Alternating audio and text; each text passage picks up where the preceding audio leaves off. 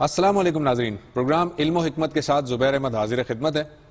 آج کا ہمارا پروگرام متفرق سوالات پر مبنی ہے، جو کہ آپ کے سوالات ہیں جو ہمیں ای میلز پر موصول ہوتے ہیں اور مختلف اور ایس ایم ایس وغیرہ کے ذریعے سے آپ سے ملتے ہیں ہمیں، جو کہ جاوید صاحب کے مختلف جو ٹاپک پر ہم ڈسکشن کرتے ہیں اس میں کچھ چیزیں ایسی رہ جاتی ہیں جو کہ تشنہ ہوتی ہیں، اور بہت سارے ایسے سوالات ہوتے ہیں جو آپ کے ذہن میں بھی پیدا ہوتے ہیں، وہ آپ ہمیں بھیجتے ہیں۔ ہم جاوید صاحب کے سامنے آپ کے وہ سوالات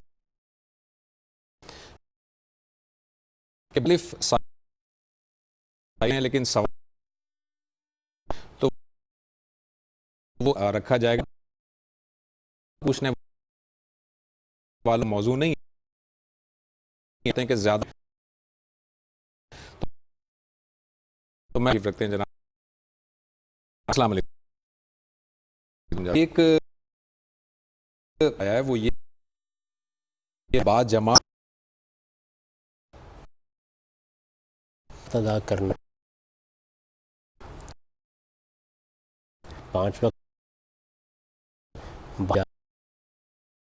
کے مسجد اسی آباد اور اللہ تعریف کی ہے، بیٹھ کے اللہ کو مثلاً معاشرے میں بھی رہنا مسجد ہے، آپ صلی اللہ علیہ وسلم اکیلے گھر پڑھنے کی نماز زیادہ سے یہ مسلمانوں کے تعالیٰ کے، لیکن جب روایت ہے جس آتے میرا آگ لگا دو، طرح کے جو نبی پوچھا کہ کیا میں مسئلہ میں آنا ہے، اور بھیڑیا مجھے بات بھی نہ تمہیں مسجد آگ والی اس میں پہلے اور وسلم نے کی نوعیت اپنی سنت فرادی روایت سامنے آئی ہے، کسی ہوتا ہے فقہا ہیں وہ یہی کام کرتے ہیں، ایک روایت سامنے آتی ہے تو وہ یہ دیکھتے ہیں کہ اس روایت میں جو بات کہی گئی ہے اس کا موقع کیا ہے، اس کا محل کیا ہے۔ تو جب ہم ان روایات کو قرآن مجید کی روشنی میں دیکھتے ہیں جن کا آپ نے حوالہ دیا، تو یہ معلوم ہوتا ہے کہ رسالت مآب صلی اللہ علیہ وسلم کی زندگی میں مختلف احوال آئے ہیں۔ رسالت مآب صلی اللہ علیہ وسلم جب کسی چیز کو فرض کرتے ہیں تو اس میں ایک صورت تو یہ ہوتی ہے کہ قرآن مجید اس کی تصریح کر دیتا ہے، آپ خود تصریح کر دیتے ہیں، یا اس کو اس طرح اپنی سنت میں واضح کر دیتے ہیں کہ اس کے بارے میں کوئی دو رائے نہیں ہو سکتی۔ ٹھیک ہے، یہ جو اخبار احاد ہیں، یعنی رسالت مآب صلی اللہ علیہ وسلم کی نسبت سے کسی ایک آدمی نے، دو آدمیوں نے کوئی بات بیان کی، یہ جب سامنے آتی ہیں تو ان کے بارے میں اہل علم یہ جانتے ہیں کہ ان کا معاملہ اطلاقی ہوتا ہے۔ اطلاقی کا مطلب یہ ہے کہ ایک خاص صورتحال پیدا ہوئی، اس سے متعلق رسالت مآب صلی اللہ علیہ وسلم نے کوئی بات کہی، چنانچہ یہ ناگزیر ہو جاتا ہے کہ الفاظ کے پس منظر میں دیکھا جائے، یعنی جو بات کہی گئی ہے وہ کس صورتحال میں کہی گئی ہے، کب کہی گئی ہے، کس موقع پر کہی گئی ہے، اسی کو فقاہت کہتے ہیں۔ یعنی ہمارے فقہا جب کسی روایت کو دیکھتے ہیں تو وہ اسی زاویے سے اس کو اس کی صحیح جگہ پر رکھنے کی صحیح کرتے ہیں۔ ٹھیک ہے، ان کی صحیح سے آپ اختلاف بھی کر سکتے ہیں، اتفاق بھی کر سکتے ہیں، لیکن محدثین کا کام یہ ہے کہ وہ تحقیق کر کے ایک روایت بیان کر دیں، وہ ایک جملہ ہے، ایک بات ہے، اس کا موقع و محل متعین کرنے کے لیے آپ کو پورے دین پر غور کرنا پڑتا ہے، نگاہ کرنی پڑتی ہے، یہ دیکھنا پڑتا ہے کہ کیا مواقع ہوں گے۔ تو رسول اللہ صلی اللہ علیہ وسلم کی زندگی کا جب ہم مطالعہ کرتے ہیں تو ہمیں معلوم ہوتا ہے کہ اس میں ایک وقت ایسا آ گیا تھا جب منافقین کو الگ کیا جا رہا تھا۔ قرآن مجید میں اس کی بہت تفصیل بیان ہوئی ہے یعنی قرآن مجید یہ کہتا ہے کہ ایک تمہیس یا تطہیر ہوگی. تمہیس اور تطہیر کا مطلب یہ ہے کہ جب اللہ تعالیٰ اپنے رسول کے ذریعے سے حجت تمام کر کے عذاب کا فیصلہ کر لیتا ہے تو اس سے پہلے منکرین اور مومنین کو الگ کرنا ضروری ہوتا ہے. اس کی بڑی ہی خوبصورت مثال کشتی نوح ہے. یعنی جب اللہ تعالیٰ کی طرف سے عذاب کا فیصلہ ہو گیا تو سیدنا نوح علیہ السلام کو یہ حکم دیا گیا کہ آپ ایک کشتی بنائیں اور اہل ایمان کو اس میں سوار کر لیں تاکہ ان کے لیے نجات کا اہتمام ہو. تو یہ تطہیر ہے یا تمہیس ہے. ایک تطہیر کا لفظ ہم بولتے ہیں نا پاکیزہ بنانے کے لیے, یہ اس معنی میں جسمانی میں سیدنا مسیح علیہ السلام نے کہا کہ مطہروں کا من الذین کفروا. تو یہ ایک جو دوسرا پہلو ہے کہ جس میں آپ اس پورے معاشرے کو یا ان لوگوں کو جو رسالت میں آپ صلی اللہ علیہ وسلم کے مخاطبین الگ کرنا چاہتے ہیں. اس کے لیے بعض امتحانات برپا ہوتے ہیں. چنانچہ جنگ احد کے بارے میں قرآن مجید تفصیلی تبصرہ کر کے یہ بتاتا ہے کہ اس میں ہزیمت کو گوارا کیا گیا. یعنی مسلمانوں نے غلطی کی, اللہ چاہتے تو اس غلطی کے نتیجے کو بھی اپنے ہاتھ میں لے لیتے. صحیح, لیکن ہزیمت کو گوارا کیا گیا. اب ظاہر ہے کہ یہ سوال پیدا ہوتا ہے نا کہ اللہ کا رسول موجود ہے, اللہ تعالیٰ کی طرف سے کہہ دیا گیا ہے کہ ان کو غلبہ حاصل ہونا ہے, تو اس میں یہ وقتی نوعیت کی ہزیمت بھی جو چند گھنٹے ہی کے لیے صحیح ہوئی کیوں ہوئی؟ اس کا جواب یہ دیا تھا اس کے مقصود تمہیز تھی. یعنی ہم سچے اہل ایمان کو منافقین سے الگ کرنا چاہتے تھے. ایسے ہی غزوہ تبوک کے موقع پر قرآن مجید بیان کرتا ہے کہ یہ غزوہ برپا کیا گیا تاکہ یہ معلوم ہو جائے کہ کون کس مقام پر کھڑا ہے. چنانچہ سورہ توبہ میں آپ دیکھیں اس کی پوری تفصیل ہے, بلکہ ان لوگوں کا واقعہ بھی بیان ہوا ہے کہ جو مخلصین تھے پیچھے رہ گئے, ان کے لیے بھی اللہ تعالیٰ نے یہ بتایا کہ ہم نے کیا راستہ اختیار کیا. تو یہ صورتحال جو تمہیز کا موقع ہے اس میں لوگوں کو پابند کر دیا گیا تھا کہ وہ مسجد میں آئیں گے, یعنی نمازیں گھر میں نہیں پڑھی جائیں گی. اچھا, اس کا ایک دوسرا پہلو بھی دیکھیے کہ نمازیں گھر میں پڑھنے کی اجازت ہے اگر آپ کے پاس کوئی عذر ہے عام حالات میں. لیکن ذرا سوچے تھوڑی دیر کے لیے کہ ایک چھوٹی سی بستی میں محمد الرسول اللہ نماز پڑھانے کے لیے کھڑے ہوئے ہیں تو زمین آسمان کا فرق واقع ہو جائے. بالکل ٹھیک ہے. یعنی مجھے یہ معلوم ہے کہ ایک امام صاحب ہیں جن کے پیچھے مجھے جا کے نماز پڑھنی ہے, آپ کے پیچھے جا کے نماز پڑھنی ہے, اور مجھے یہ معلوم ہو کہ اس وقت جو حی علی الصلاۃ کی صدا بلند ہو رہی ہے یہ محمد الرسول اللہ صلی اللہ علیہ وسلم کی طرف سے ہو رہی ہے اور میں گھر میں بیٹھا رہا ہوں, تو میں ایمان پر کیسے ہو سکتا ہوں؟ یعنی ایک عام امام میں اور محمد الرسول اللہ صلی اللہ علیہ وسلم میں زمین و آسمان کا فرق ہوگا. آپ یہ دیکھیے کہ ایمان کے ساتھ جو حضور سے تعلق پیدا ہوتا ہے اسی کا اظہار ہے جس کو اللہ تعالیٰ نے قصر نماز کے بارے میں بیان کیا ہے کہ جب کبھی جنگ ہو رہی ہو, اس طرح کی صورتحال ہو اور نماز کا وقت آ جائے تو آپ نماز پڑھنے کے لیے کیا دوسرے امام کو گوارا کر لیں گے؟ ہے نا, مسلمانوں کی فوج ہے. آج کے زمانے میں اگر کسی جگہ نماز کا وقت آ گیا, ایک جماعت آپ کرا لیجئے, ایک میں کرا لوں گا, ایک زید کرا لے گا, ایک بکر کرا لے گا, ٹھیک ہے. لیکن خود رسول اللہ صلی اللہ علیہ وسلم موجود ہوں تو کون یہ پسند کرے گا کہ یار میدان جنگ میں آپ کی امامت چھوڑ کر کسی اور کے پیچھے نماز پڑھے؟ بالکل صحیح. پھر اللہ تعالیٰ نے ایک طریقہ بتایا نماز پڑھنے کا اس موقع پر, جس کو صلاۃ الخوف کہا جاتا ہے اصطلاح میں, وہ قرآن مجید میں بیان ہوا ہے کہ اس طرح نماز پڑھی جائے, ایک رکعت پڑھ کے ایک گروہ پیچھے ہٹ جائے, دوسرا آگے آ جائے, رسالت میں آپ صلی اللہ علیہ وسلم صلاۃ توقف فرما لے, اس طرح آپ کی 2 رکعتیں ہو جائیں گی, ان کی 1 رکعت ہو جائے گی, وہ 1 رکعت بعد میں پوری کر لے. یہ جو اتنا غیر معمولی اہتمام ہے یہ اس ہستی کی وجہ سے, اور قرآن نے اس کو بیان بھی کیا کہ اس وقت کیا جائے جب کہ آپ ان کے اندر موجود ہیں, آپ نماز کی قیادت فرما رہے ہیں, کوئی گوارا نہیں کرے گا.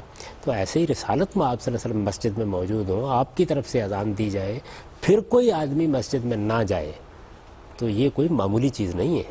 اس کا مطلب یہ ہے کہ اس کے نزدیک ایمان کی کوئی اہمیت نہیں, اس کے نزدیک خدا کے پیغمبر کی کوئی اہمیت نہیں ہے. صحیح. اور پھر جب منافقین کو الگ کرنے کا عمل ہو رہا ہو تو اور بھی زیادہ ضروری ہو گیا کہ کوئی شخص بھی اس وقت پیچھے نہ رہے. یہ وہ موقع ہے جس پر ایک نابینا صحابی نے اجازت چاہی ہے تو آپ نے اجازت نہیں دی, اور اس کی وجہ کیا؟ اس کی وجہ یہ ہے کہ پھر اس اجازت کے پردے میں بہت سے لوگ اپنے لیے عذر تلاش کر لیں گے. تو تمہیز کے موقع پر, تطہیر کے موقع پر یہ رویہ اختیار کیا گیا.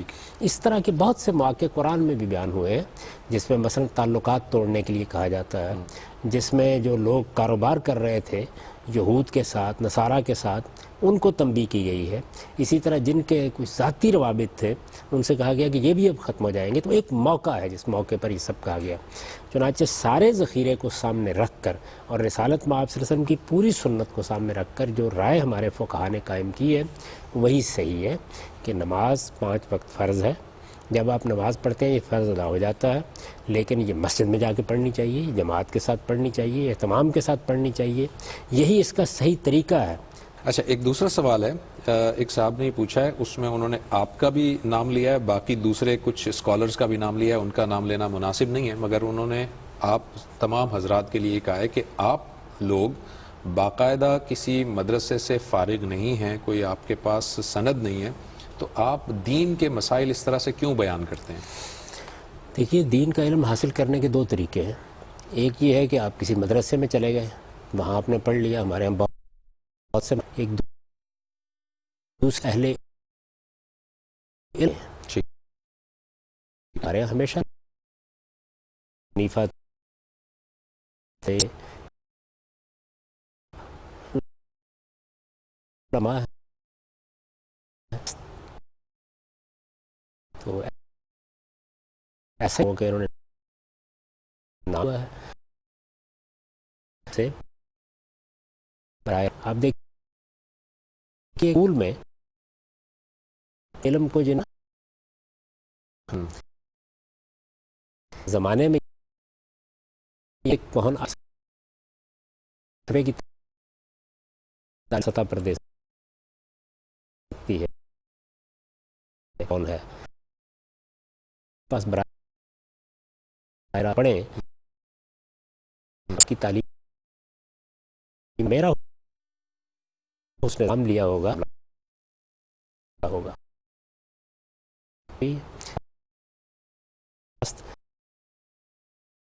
پڑھی ہے یہ پڑھی ہے سے بات.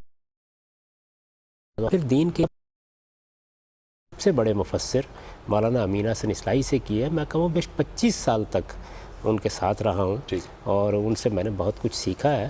تو دین کی تعلیم حاصل کرنے کے یہ دونوں طریقے ہمیشہ سے رہے. ٹھیک ہے جاوید صاحب، ایک سوال یہ ہے کہ قرآن مجید محاربہ کی بڑی سخت سزائیں بتا رہا ہے، لیکن ساتھ ہی ساتھ یہ بھی کہتا ہے کہ سود جو ہے وہ اللہ تعالیٰ سے جنگ ہے.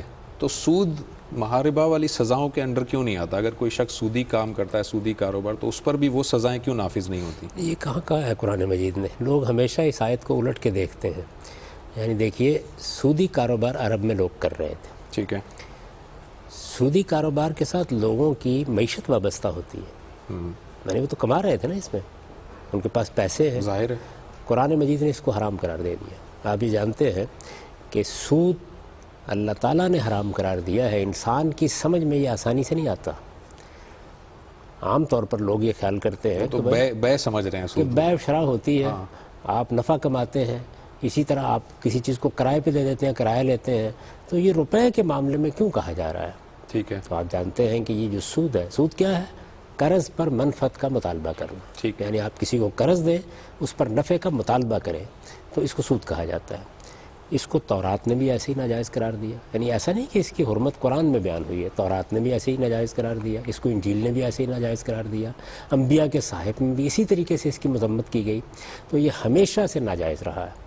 یہ بات بھی سمجھ لیجئے کہ چوری حرام ہے، جوا حرام ہے، لوگوں کا مال کھانا حرام ہے، ملاوٹ کرنا حرام ہے، کم تولنا حرام ہے. یہ عالمگیر سطح پر سمجھ میں آ جاتا ہے. یہ ایک مشتبہ معاملہ تھا سود والا، یعنی قرض پر منفعت کا مطالبہ کرنا. اس لیے اس میں اللہ نے اپنا فیصلہ دیا ہے. ٹھیک ہے. یعنی الہامی صحائف میں جو اصرار کے ساتھ اس کے بارے میں بات کی جا رہی ہے، تو اس کی وجہ یہ ہے کہ اس میں انسانوں کو شبہ لگتا ہے. وہ آسانی سے اس کو ماننے کے لیے تیار نہیں. وضاحت کر دی اللہ تعالیٰ. تو اللہ تعالیٰ نے اس کی وضاحت کر دی، اس کی حرمت کا اعلان کر دیا، اس کی حرمت میں کوئی شبہ نہیں ہے. ٹھیک ہے. قرآن مجید نے اس کے معاملے میں بحث و نزاع کا بھی خاتمہ کر دیا. عام طور پر ہمارے ہاں آج کل لوگ بہت بحث کرتے ہیں کہ شرع زیادہ ہو کم ہو، تو اس کی بنیاد کے اوپر حرمت علت کا فیصلہ ہوگا. آپ جانتے ہیں سورہ بقرہ میں یہ بات بتا دی گئی ہے کہ تمہارا حق صرف اگر قرض دیتے ہو تو قرض میں تمہارا حق کیا؟ وَلَكُمْ رُءُوسُ أَمْوَالِكُمْ، یعنی آپ اصل زر واپس لیں گے. ٹھیک ہے. ایک پائی بھی اگر اس سے زائد آپ مطالبہ کرتے ہیں تو یہ سود ہے. صحیح. تو یہ بات واضح کر دی.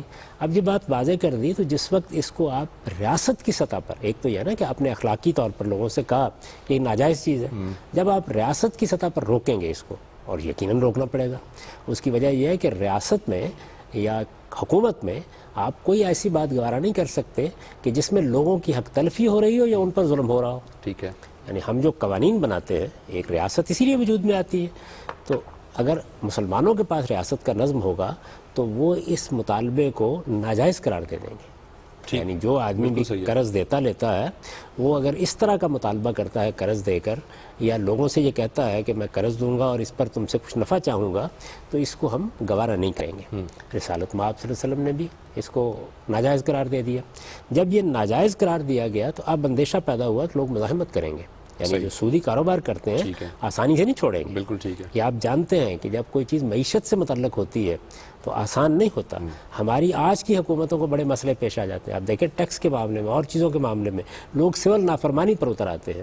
اس موقع پر قرآن مجید نے یہ کہا کہ اگر کوئی مزاحمت کا ارادہ رکھتا ہے تو وہ سن لے، سود کو گوارا نہیں کیا جائے گا. اگر کسی نے ایسا کیا تو فَضَنُوا بِحَرْبٍ مِّنَ اللَّهِ وَرَسُولِهِ، تو اللہ اور رسول کی جو حکومت اس وقت قائم ہے وہ ان کے خلاف اعلان جنگ کر دے گی. ٹھیک ہے. یعنی یہ جنگی کارروائی کی دھمکی ہے. یہ کوئی مجازی استعمال نہیں ہے کہ یہ اللہ اور رسول کے خلاف جنگ ہے.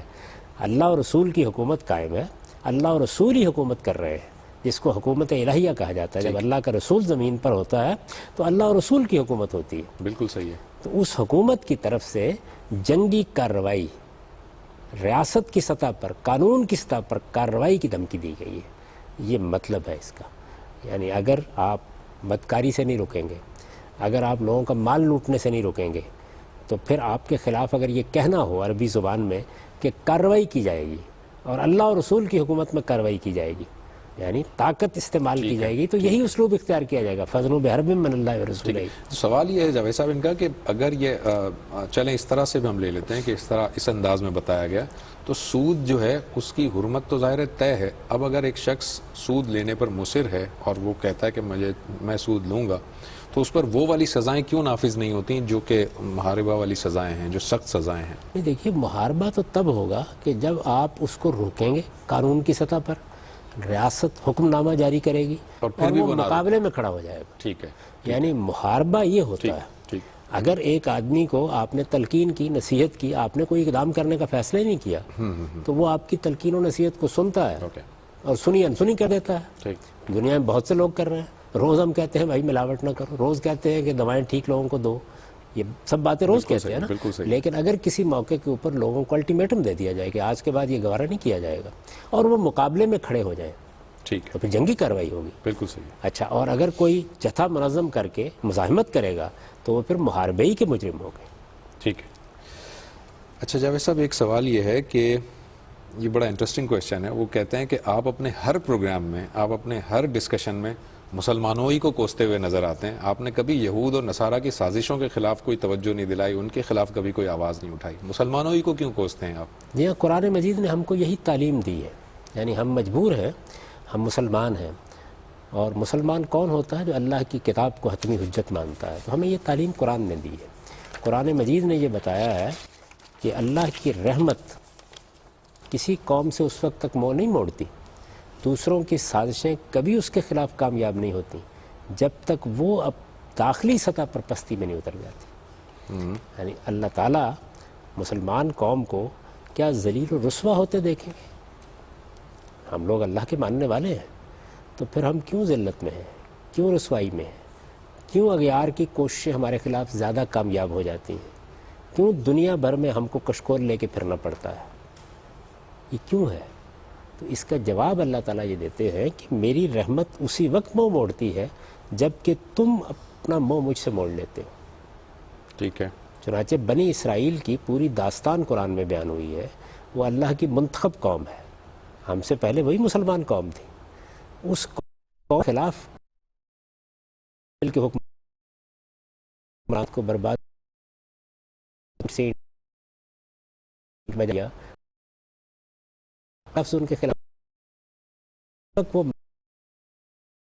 جو حملہ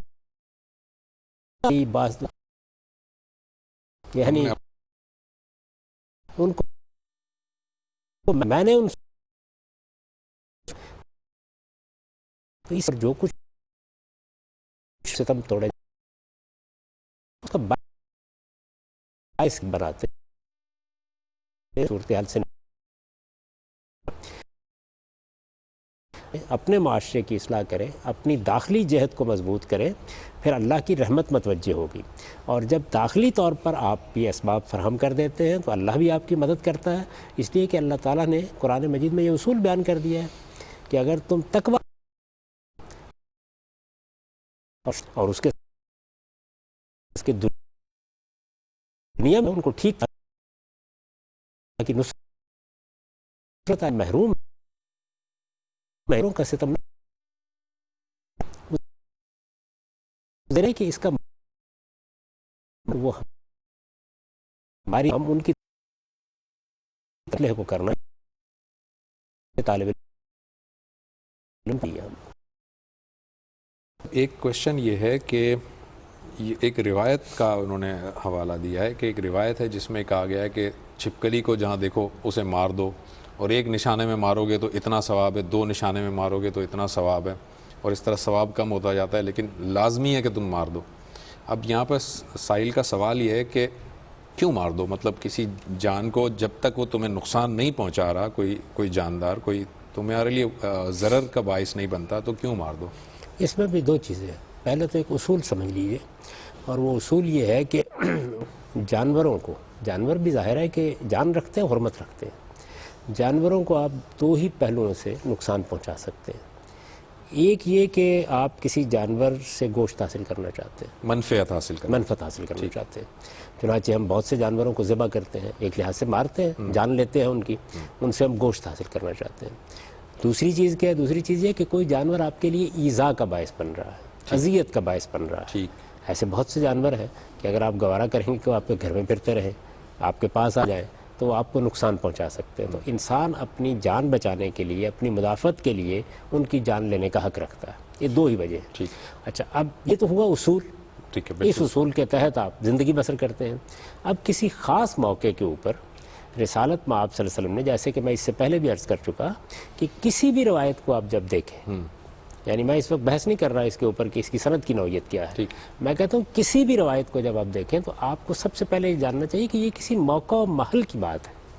یعنی اس طرح کی تمام چیزیں اطلاقی ہوتی ہیں. مثلا ایک روایت میں ذکر آتا ہے کہ آپ نے سیاہ کتوں کو مارنے کے لیے حکم دے دیا. اب ظاہر ہے کہ آپ بھی دیکھتے ہیں کہ بارہا میونسپلٹی اسی طریقے سے کتوں کو مار رہی ہوتی ہے. یعنی اس کے بہت سے مواقع و اسباب ہوتے ہیں. اسی طرح کتوں سے بعض اوقات بیماریاں پھیلتی ہیں تو بہت احتیاط کرنے کی ہدایت کی جاتی ہے. چنانچہ بعض موقعوں پر یہ ہدایت بھی کی گئی کہ آپ 7 مرتبہ دھو لیں، 5 مرتبہ دھو لیں.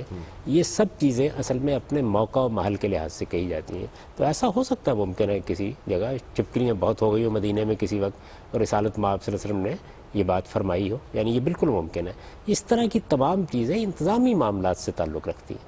یعنی رسول اللہ صلی اللہ علیہ وسلم کی ایک نبوی حیثیت ہے، اس میں آپ دین بیان کرتے ہیں. اس کے ساتھ آپ کو ایک زمانے میں مدینے میں حکومت حاصل ہوئی ہے، تو ریاست کے ذمہ دار کی حیثیت سے، اس کے سربراہ کی حیثیت سے آپ کو بہت سے احکام دینا پڑے ہیں. ان احکام میں یہ بھی اس نوعیت کی کوئی چیز ہو سکتی ہے. جیسے پشاور میں وہ چوہوں کا مسئلہ، جیسے پشاور میں چوہوں کا مسئلہ ہے. عام حالات میں 2 4 5 چوہے ہوتے ہیں تو کوئی مہم چلانے کی ضرورت نہیں پڑتی. لیکن آپ جانتے ہیں کہ اتنے بڑے پیمانے پر یہ معاملہ ہو گیا کہ ایک مہم چلانے کی ضرورت پڑتی ہے. اسی طرح درخت لگانا ہے، درخت آپ لگاتے ہی رہتے ہیں، اگتے رہتے ہیں، لیکن کبھی کبھی آپ بڑے جنگلات پیدا کرنے کے لیے درخت لگانے کی مہم چلا دیتے ہیں. اس طرح کی چیزیں اپنے موقع کے لحاظ سے ہمیشہ سمجھنی چاہیے. اس کا دین سے کوئی تعلق نہیں ہے. دین کے اندر جو اصول ہے کسی کی جان لینے کے، وہ میں نے پہلے آپ سے عرض کر دیے. یہی وہ سلیقہ ہے جس کے ساتھ روایتوں کو دیکھنا چاہیے. اگر ان کو آپ اس طرح اٹھا کے دیکھیں گے تو آپ پورے دین کو مجروح کر دیں گے. ٹھیک ہے. یہ ایک کوشچن ہے، یہ کہتے ہیں کہ آپ نے اکثر فرمایا ہے کہ شادی جو ہے وہ ایک ادارے کا ایک وجود ہوتا ہے، ایک ادارہ بنتا ہے اس شادی کے نتیجے میں. اس میں اب یہ بتائیے کہ اہل مغرب جو ہے شادی میں بیسیکلی آپ معاہدہ کرتے ہیں، دونوں فریقین معاہدہ کرتے ہیں کہ وہ ایک ساتھ رہیں گے اور ایک دوسرے کے حقوق و فرائض کا خیال رکھیں گے، اور اس طرح ادارہ وجود میں آتا ہے. تو یہ کہہ رہے ہیں کہ ایسے اہل مغرب جو ہے اس طرح سے ویسے ہی انڈرسٹینڈنگ کے ساتھ رہتے ہیں اور وہ اپنے بچوں کی پرورش بھی کرتے ہیں، لیکن اس کے لیے وہ معاہدہ کرنا، وہ دستاویز لکھنا، وہ اس طرح سے کانٹریکٹ سائن کرنا وہ ضروری تو نہیں ہے. اگر انڈرسٹینڈنگ ہی کا معاملہ ہے تو وہ بغیر معاہدے کے، بغیر ریٹن ڈاکیومنٹ کے وہ زندگی گزارتے ہیں اور بڑی اچھی گزارتے ہیں. تو یہ معاہدہ کرنا اور ریٹن ڈاکیومنٹ لانا کیوں ضروری ہے؟ دیکھیے، بات یہ ہے کہ انسانی زندگی کی تنظیم کے 2 پہلو ہیں. ایک اس کا اخلاقی پہلو ہے.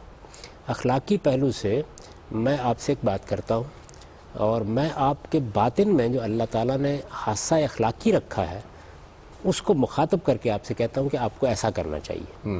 آپ کو نیکی کرنی چاہیے, آپ کو خیر کا طریقہ اختیار کرنا چاہیے. اسی ذیل میں اس چیز کو لے لیں کہ آپ کو بچوں کی پرورش کرنی چاہیے. بچے اگر پیدا ہوئے ہیں تو ان کے بارے میں ان چیزوں کا خیال رکھنا چاہیے. یہ حادثہ اخلاقی کی بنیاد پر میرے اور آپ کے درمیان مکالمہ ہو رہا ہے. لیکن جب آپ کسی دوسرے انسان کے ساتھ معاملہ کرتے ہیں تو اس کا ایک پہلو قانونی بھی ہوتا ہے. قانونی پہلو کا مطلب یہ ہے کہ آپ اگر کوئی کام کرنے کے لیے جا رہے ہیں اور اس کے نتیجے میں کسی دوسرے کے حقوق تلف ہونے کا اندیشہ ہے, ٹھیک ہے, یا جواب میں آپ کے حقوق تلف ہونے کا اندیشہ ہے, تو اس کے لیے قانون سازی کی جائے. یعنی یہ جو بہت سے معاملات ہم دنیا میں کرتے ہیں وہ اخلاقی اصولوں پر اگر ہوتے رہیں کوئی مسئلہ نہیں پیدا ہوتا. لیکن ہم لکھتے ہیں, سارے انسانوں کو آپ کہتے ہیں نا, اگر سب انسان جھوٹ نہ بولیں, دھوکہ نہ دے, کوئی دستاویز لکھنے کی ضرورت نہیں ہے, صحیح ہے, کوئی معاہدہ کرنے کی ضرورت نہیں ہے. میں آپ مل کے ایک کام کریں گے. آپ جانتے ہیں کہ عام حالات میں بڑی بڑی مارکیٹوں میں کروڑوں کا لین دین ہوتا رہتا, نہیں لکھا جاتا, اس لیے کہ ایک اعتماد کی فضا ہوتی ہے. لیکن جس وقت کوئی سنجیدہ معاملہ آپ کو کرنا ہوتا ہے تو پھر اس کے کچھ قانونی تقاضے ہیں. یہ قانونی تقاضے پورے کرنے اس لیے ضروری ہے کہ اگر کل کو کوئی معاملہ ہمارے سامنے آئے گا تو کس بنیاد پر ہم مواخذہ کریں گے؟ ظاہر ہے ہمارے پاس کوئی ڈاکیومنٹ تو نہیں چاہیے نا, یعنی معلوم ہونا چاہیے. ایک مرد و عورت اطمینان کے ساتھ اگر یہ کہہ دیں گے کہ نہیں ہم تو ویسے ہی مل کے رہ رہے تھے, اب وہ بچے کو سڑک پر پھینک جائیں گے تو ہم کس کو ماں باپ قرار دیں گے, اس کے حقوق کی کیسے حفاظت کریں گے؟ تو اس لیے یہ جو معاہدہ ہے یہ ضروری ہے. یعنی یہ ضروری نہیں ہے کہ آپ اسے لکھیں, یہ تو اچھی بات ہے کہ آپ اسے لکھ لیں. اللہ تعالیٰ نے ہدایت کی ہے نا قرآن مجید میں کہ لین دین کے معاملات میں تو آپ تحریر کر لیں, گواہ بنا لیں. یہ کس مقصد کے لیے ہے؟ تاکہ کل کو کوئی نزاع پیدا ہو جائے تو اس کا حوالہ دیا جا سکے. ایک یہ بات. دوسرے یہ کہ یہ کیا طریقہ ہے کہ آپ کی مرضی جب آئے گی آپ چھوڑ کے چلے جائیں گے. نہیں, چھوڑنے کے بھی کچھ قاعدے ضابطے بننے چاہیے. اس لیے کہ چھوڑنے کے اگر قاعدے ضابطے نہیں بنیں گے تو یہ ادارہ قائم کس لیے کیا جا رہا ہے؟ یہ نئی نسلوں کو پیدا کرنے کے لیے کیا جا رہا ہے. اگر آپ غور کریں تو اللہ تعالیٰ نے اس دنیا میں انسانوں کو پیدا کرنے کے لیے جب ہمیں اعلیٰ بنایا, صحیح, تو اس کے لیے قواعد و ضوابط بنائے تاکہ بچہ دیکھیے ناتواں وجود میں آنا ہے. 15-20 سال تک والدین نے اس کی پشت پر کھڑا ہونا ہے, بالکل اسے چلنا سکھانا ہے, اٹھنا سکھانا ہے, تہذیب کرنی ہے, تعلیم کرنی ہے. اچھا پھر انسان بوڑھا ہو جاتا ہے تو یہ پورے انسان کے لیے ایک ادارہ بنانا ہی ناگزیر ہے. اگر کسی جگہ آپ دیکھتے ہیں کہ ادارہ بنائے بغیر بھی اچھی زندگی بسر ہو رہی ہے تو یہ اتفاق ہے, ورنہ آپ کو ادارہ ہی بنانا چاہیے تاکہ اگر کل کو کوئی حق تلفی کرے یا زیادتی کرے تو اس کا ازالہ ہو سکے. تو اللہ تعالیٰ نے جو ادارہ بنایا ہے یہ بڑی نفسیات میں دے دیتی ہے. ہم اپنی بڑوں کو پھر رہے کہ مغربی جس طرح ہمارے ہم ٹھیک. سوال ہے کہ وقت جو ہے اپنی بیوی حق تفویض, اب وہ جو بھی وقت اس سے معاہدہ حق استعمال شوہر کا جو چانس ختم ہو گیا کو روا مجھے تو دیکھیے قرآن بنایا ہے یہ اخراجات پورے گا ذمہ کو کمانے ذمہ داری کی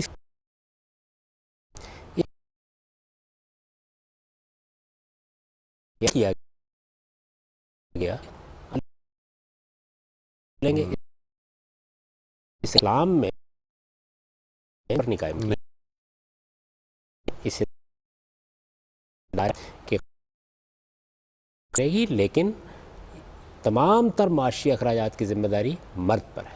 ٹھیک, چنانچہ اسی اصول پر وہ گھر کا قوام بھی ہے. صحیح ہے.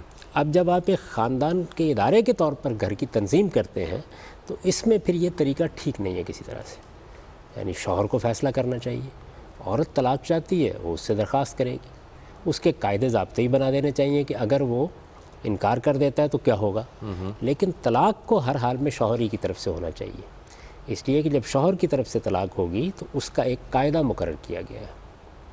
وہ قاعدہ یہ ہے کہ وہ طلاق دے گا یا طلاق کا ارادہ ظاہر کرے گا، پھر اس کے بعد ایک وقت گزرے گا، اس کے دوران میں اگر کوئی مالی معاملات ہیں تو ان کا سیٹلمنٹ ہوگا.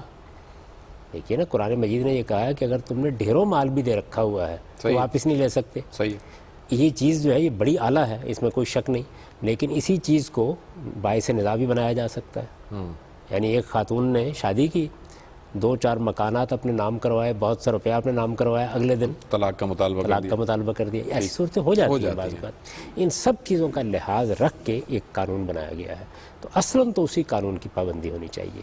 جو پرابلم یہاں ہمارے یہاں پیدا ہوتا ہے وہ پرابلم یہ ہوتا ہے کہ ایک خاتون بعض اوقات یہ تقاضا کرتی ہے، یعنی طلاق کی درخواست دیتی ہے.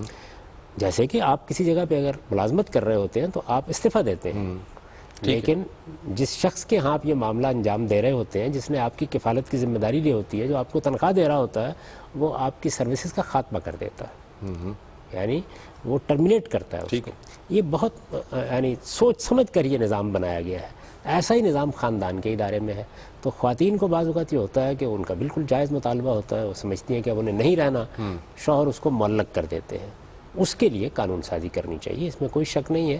لیکن اگر یہ صورتحال بھی پیدا ہو جائے تو وہی پروسیجر اختیار کرنا چاہیے.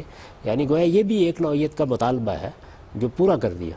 کیونکہ شوہر نے حق دیا ہوا تھا تو بیوی نے کہا کہ ٹھیک ہے وقت آ گیا، اب میں الگ ہو رہی ہوں. اب جب وہ الگ ہو رہی ہے تو اس کا مطلب ہے شوہر کی طرف سے طلاق واقع ہو گئی ہے، یعنی اس نے طلاق دیا تھا. تو اس کے بارے میں بھی وہی قاعدے رہنے چاہیے. لیکن آپ نے ابھی فرمایا کہ نہیں، یہ جو ہے یہ جنہوں نے یہ کیا ہے ان سے پوچھیں.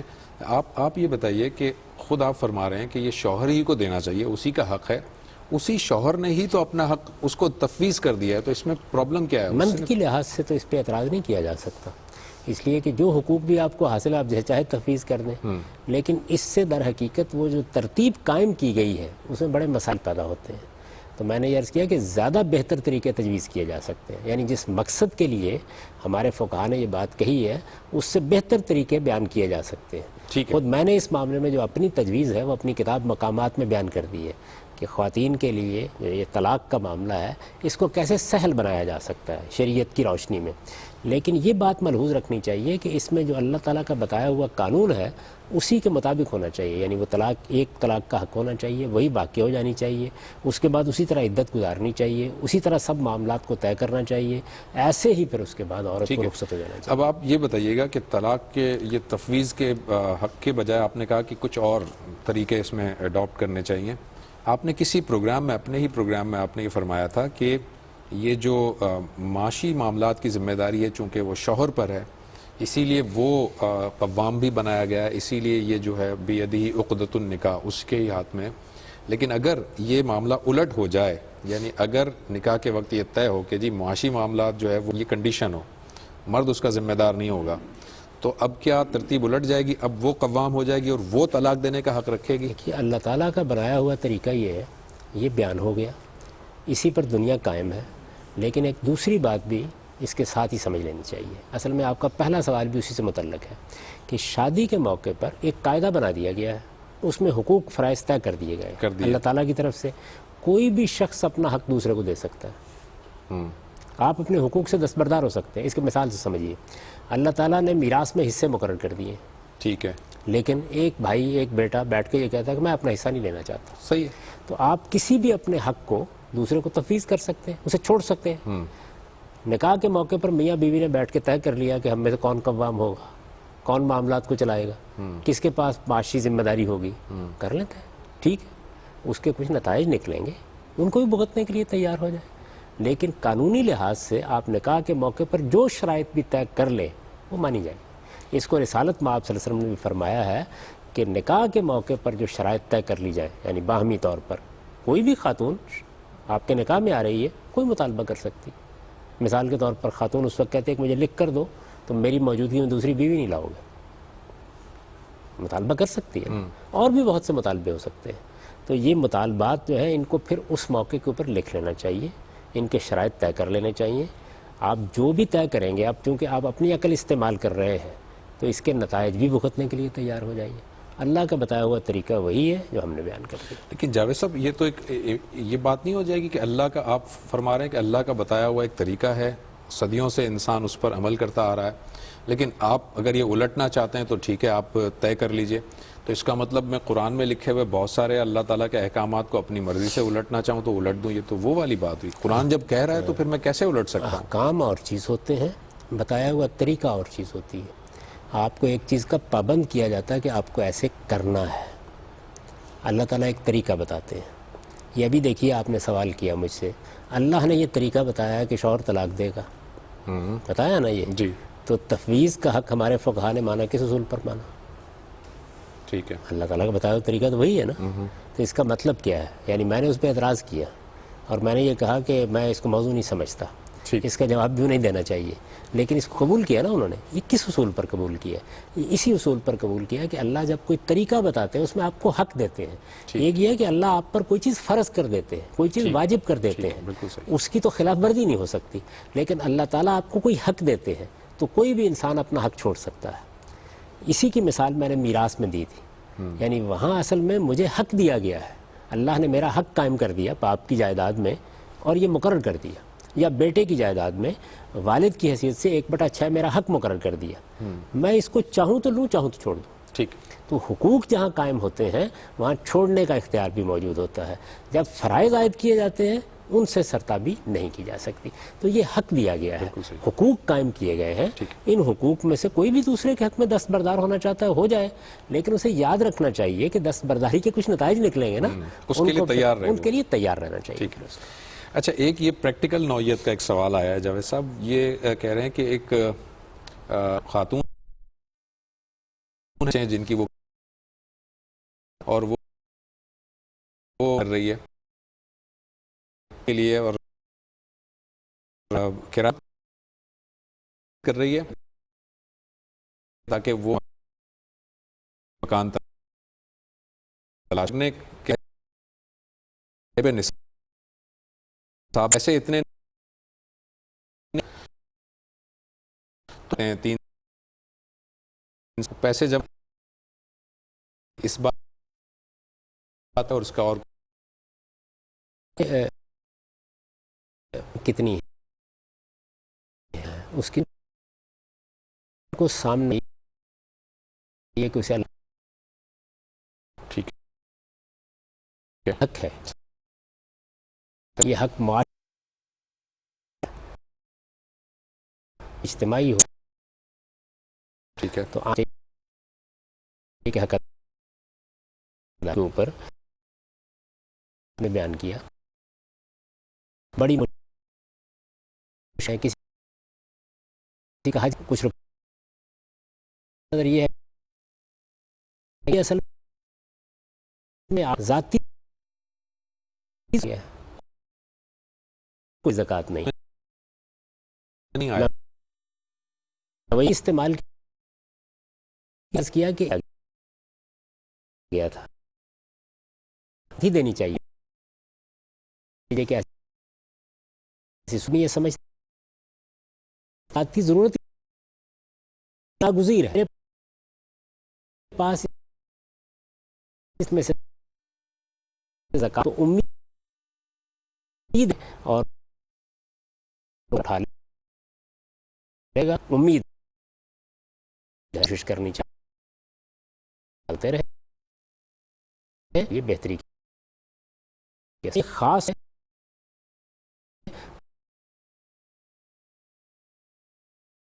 اس طرح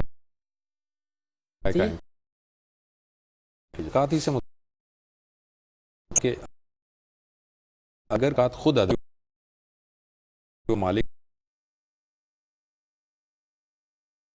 سے ہے اتنی ہوگی، زکوٰۃ بھی وہ خود ہی دیتی ہے، نہیں کیوں اجازت لینی ہوگی؟ یعنی اپنے گھریلو حالات کو بہتر رکھنے کے لیے کوئی خاتون اگر یہ بہتر سمجھتی ہے تو ضرور کرے، ورنہ تو ہر شخص کو اپنی ملکیت میں تصرف کا حق ہے۔ یعنی کچھ چیزیں ایسی ہیں جو قانونی لحاظ سے غلط یا صحیح ہوتی ہیں، ٹھیک ہے، قانونی لحاظ سے تو بالکل ٹھیک ہے، اس کا زیور ہے، اس کی مالک ہے، جب چاہے بیچ دے اس کو، لیکن اچھے گھر اچھے ماحول کے لیے بعض ایسی چیزیں ہوتی ہیں کہ جو ایک دوسرے کے علم میں لے آنی چاہیے یا اجازت لے لینی چاہیے۔